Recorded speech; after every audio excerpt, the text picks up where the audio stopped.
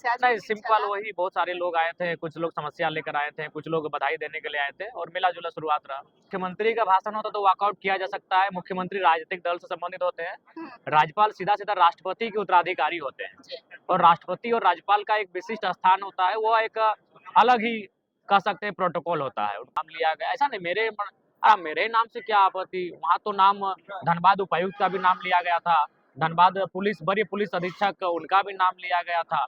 उनका नाम senate member के तौर पे लिया गया था, वो सीनेट में साथ दिए गए।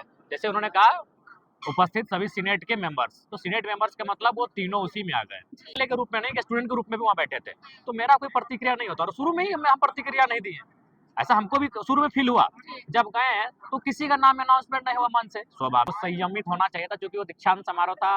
उन बच्चे जो बेहतर भविष्य के लिए वहाँ पर आए हैं, अगर उनके बीच आप इस तरह माहौल क्रिएट करके चले जाएँगे तो उनको क्या मैसेज जाएगा? तो जयराम वहाँ जी, ये बाकी वो सीनेट के मेंबर है, वो फोरम में बात को रख सकते थे। जी। कल को मीटिंग होगा विश्वविद्यालय का, तो वो आमंत्रित रहेंगे, वो सीनेट के मेंबर है। उस फोरम में वो रख सकते थे इस बात को। जैसे मैया सम्मान योजना पे ध्यान दिए, जो 2 साल पहले की योजना है, हुँ, जिस योजना से विशेषकर वो पहले थी नहीं। लेकिन जो योजना यानी स्कॉलरशिप जो बच्चे का एक अधिकार है स्टूडेंट्स का, अब उसको नहीं दे रहे हैं, उस पे ध्यान नहीं दे रहे हैं। तो आपको नमस्कार जोहार, इस वक्त मैं धनबाद में हूँ और आज टाइगर जयराम मातो का जन्मदिन है और जन्मदिन पर आप देख पा रहे हैं कि हमारे पीछे उनके कार्यकर्तागण हैं और यही वो बैंक्वेट हॉल है जहाँ पे उनका बर्थडे सेलिब्रेशन हो रहा है। और जानते हैं कि आज का खास दिन में टाइगर जयराम मातो क्या कहते हैं और डुमरी वासियों के लिए और झारखंड वासियों के लिए क्या संदेश देते हैं। तो आइए मिलते हैं टाइगर जयराम मातो से। भाषा बिल्कुल उनकी भाषा वही है। अ, और उन्होंने कहा अभी हालाँकि लगता है कि ऐसा लेकिन जो दोस्त जैसा थे वैसा ही उसी भाषा का प्रयोग करते हैं। उसी प्रकार उसी बोलने का टर्न वही होता है। स्वाभाविक है जो शुरू से साथ रहे हैं उनका एक तरीका अलग है। दिन की शुरुआत कैसे हुई? सबसे पहले सुबह कैसे आज नहीं, मीटिंग सिंपल चला? वही बहुत सारे लोग आए थे, कुछ लोग समस्या लेकर आए थे, कुछ लोग बधाई देने के लिए आए थे और मिला-जुला शुरुआत रहा। जयराम जी, कल आप विनोद बिहारी महतो कोयलांचल विश्वविद्यालय के दूसरे दीक्षांत समारोह में जनप्रतिनिधि के तौर पर पहुंचे थे, लेकिन वो जो शैक्षणिक मंच था वहां पर राजनीतिक असंतुलन कुछ तस्वीरें जो सामने आई, वो लोगों के सामने जो है बहुत सारे सवाल उठा रही है। आपको एक विशेष दर्जा दिया गया और तीन तीन जो अन्य विधायक थे वो वॉकआउट कर जाते हैं राज्यपाल के भाषण के नहीं, दौरान ही वॉकआउट निकल वॉकआउट नहीं जाते करना हैं। चाहिए क्योंकि अगर मुख्यमंत्री का भाषण होता तो वॉकआउट किया जा सकता है। मुख्यमंत्री राजनीतिक दल से संबंधित होते हैं। हम्म, राज्यपाल सीधा-सीधा राष्ट्रपति के उत्तराधिकारी होते हैं जी, और राष्ट्रपति और राज्यपाल का एक विशिष्ट स्थान होता है, वो एक अलग ही कह सकते हैं प्रोटोकॉल होता है। उनको हट के नहीं जाना चाहिए था और जहाँ तक बात है नाम ना लेने की, हमें लगता है केवल एक नाम ना लेने के कारण उन्हें हट के नहीं जाना चाहिए था क्योंकि इससे पहले भी महामहिम आए थे। उस कार्यक्रम में भी लगभग धनबाद, बोकारो जिले के सभी विधायक उपस्थित थे। जी, सबका नाम वो नहीं ले पाए हैं।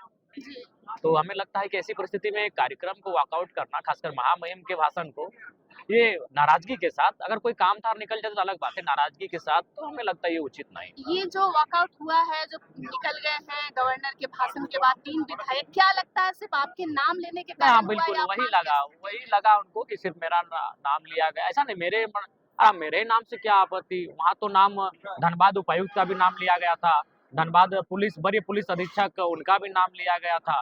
उनका नाम सीनेट मेंबर के तौर पे लिया गया था, वो जी, सीनेट में साथ दिए गए।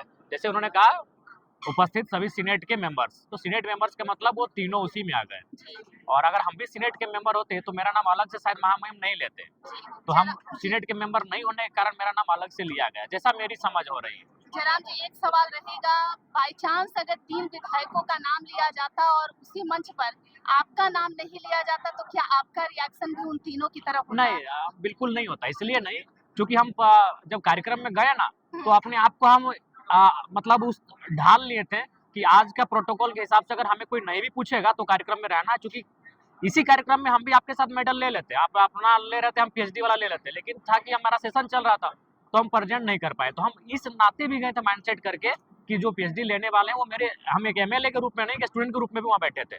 तो मेरा कोई प्रतिक्रिया नहीं होता और शुरू में ही हम प्रतिक्रिया नहीं दी है। ऐसा हमको भी शुरू में फील हुआ।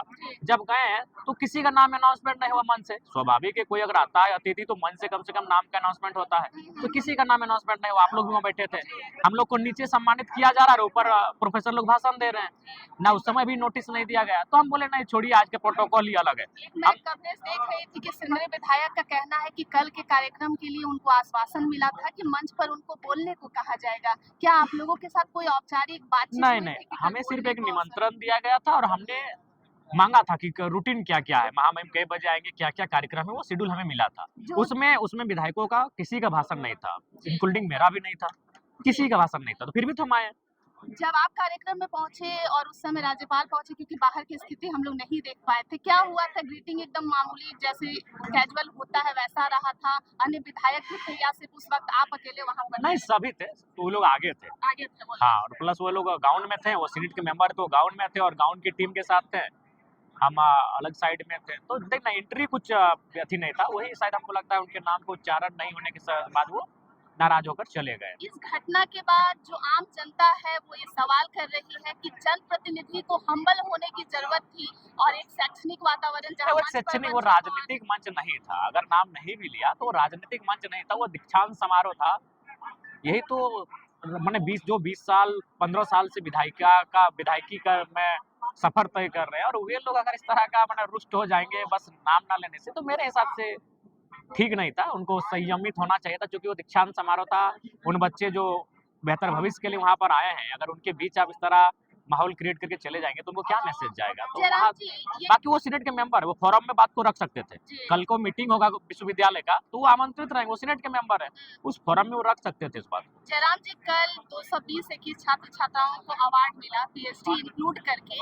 क्या लगता है आपको कि आप अगर किसी कार्यक्रम में पहुंचते हैं, कार्यक्रम किसी का भी है, लेकिन आप हमेशा लाइमलाइट लूट लेते हैं, क्या ऐसा संजोग बन जाता है इस बार भी आप जो है ये आपका तो नाम हर बार है। चर्चा जब से हमें याद है कि जब से हम आए हैं राजनीति में, आंदोलन में, हम कहीं भी जाते हैं तो पता नहीं उस महफिल भले कोई सजाए, लेकिन जब महफिल में बारी आती है तालियों की तो वो लूट के चले जाते हैं। अभी क्यों वो ईश्वरीय कृपा है, वो उस पर हम कुछ नहीं कर सकते। जयराम जी, ई कल्याण स्कॉलरशिप को लेकर के राज्य के बच्चे बहुत उस पर हम चिंतित लोग हैं। बिल्कुल सख्त है। उस पर हम लोग लगातार अपने स्तर से पूरा प्रयास कर रहे हैं। हम लोग ट्विटर अभियान भी चलाए जो काफी चर्चित रहा।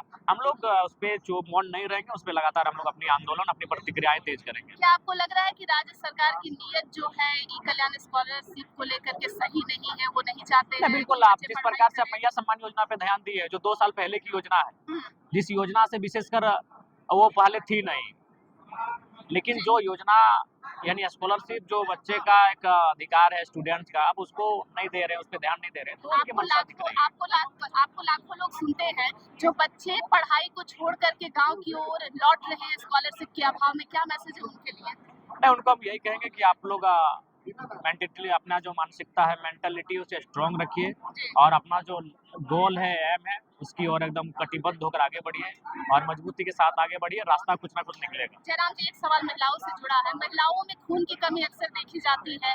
आज जो ब्लड डोनेशन शिविर में आप आए हैं, क्या संदेश देना चाहेंगे? देखिए, उनको सबसे पहले मानते हैं, क्योंकि उनको अपना जो खान-पान है उसको थोड़ा-सा जैसे हम लोग गाँव देहात में बहुत सारे लोग बोलते थे कि मड़वा का रोटी, हमारा जो घरेलू खाद्य खाने का सामान है, उनमें खून का मात्रा बहुत प्रचुर होता है। तो थोड़ा-सा उनको उन विषय पे ध्यान देने की आवश्यकता होगी। नए साल को लेकर के अगर कुछ कहना है, कोई प्लानिंग है, कोई रिजोल्यूशन नहीं, विशेष कोई प्लानिंग नहीं। अब जिस एक जनप्रतिनिधि के लिए कोई प्लानिंग नहीं होती है मल्लिका जी, वो उनका जीवन वही सामान्य लोगों की समस्याएं, सुबह आना, उनका समाधान करने का प्रयास करना, फिर कार्यक्रमों में जाना, 1-2 कार्यक्रम अटेंड करना, यही हम लोग का